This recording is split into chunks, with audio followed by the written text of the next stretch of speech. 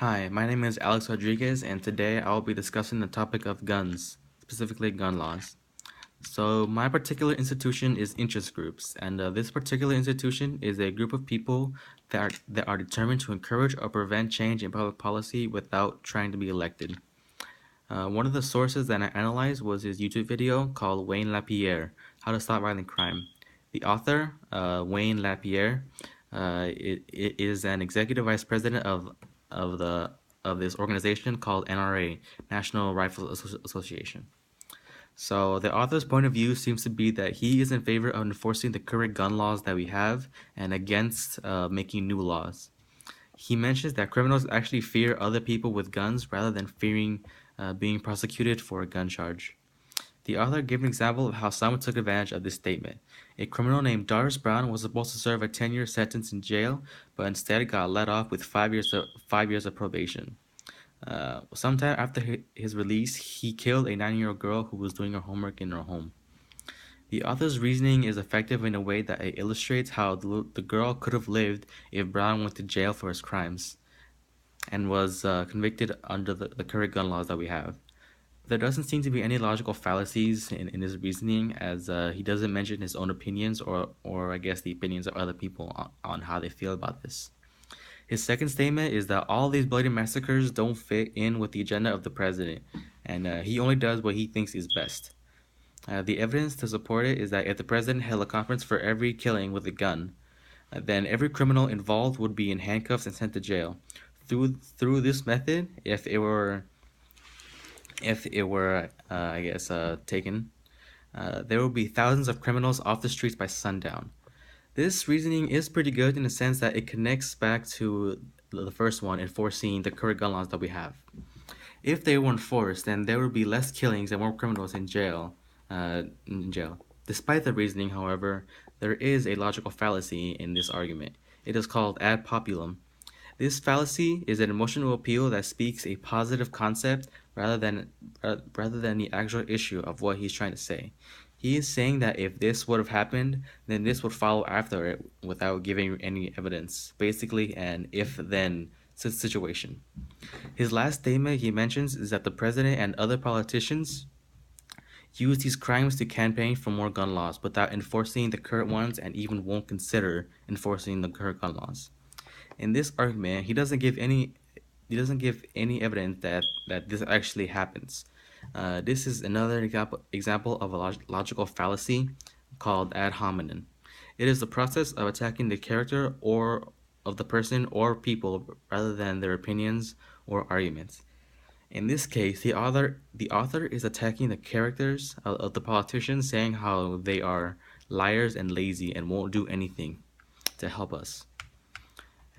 And so another source that I looked at was another video on YouTube by the NRA called microstamping. The point of view of this video is that a new technology that could possibly help the police force solve crimes is in play. It is called microstamping, and the process is that each gun's firing pin will have the information on who purchased the gun. When the gun is fired, the firing pin will strike the bullet in the middle, hoping the symbol will imprint on the bullet, which can be translated into the serial number of the owner. However, the result was a flat surface where the symbol wasn't even legible. Some creative techniques used in the video are using videos of crime scenes, interviews with gun store owners and citizens, footage of gun making factories, and how the microstabbing process works. The techniques seem to be effective enough to get the point across, as they show proof of how this technology isn't really effective. As I mentioned earlier, how the serial number isn't even legible to read. Some biases presented in the video are opinions of people on microstamping. There was at least one person that gave an opinion on whether or not this technology is effective in solving crimes. The opinions of other people is a type of bias in a way that they express their strong emotions against this topic. A fact present is how microstamping is ineffective and technology isn't efficient enough for us to use. A clip was shown on how the microstamp would be applied to the bullet when fired. The result was just a flat surface with no stamp. This proved how ineffective it is to stamp the information on who owned the gun. This wouldn't really help solve crimes of police force, as the serial number belongs to the person who purchased the gun. So if somebody else stole someone else's gun, and the police force actually managed to read the serial number on the bullet, then they would just track down the person who bought the gun instead of the person who actually committed the crime. This message seems to be only one-sided, as there wasn't any alternatives to this topic or any other facts saying how this technology could be improved some way.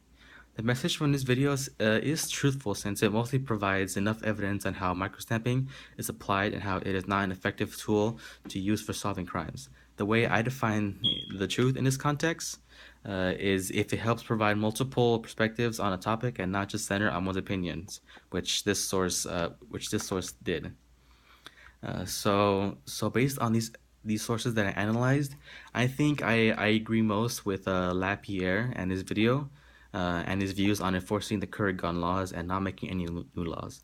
The reason being is that gun laws we currently have were made for a reason: to imprison the criminals that don't obey the law and commit crimes that endanger the lives of other people. Making new gun laws just doesn't seem to make any sense. Why would we make new laws on gun control if we already have the laws that were made a while ago? Thank you for listening. This is my video on gun laws and my particular institution of interest groups and the sources that I analyzed. Thank you.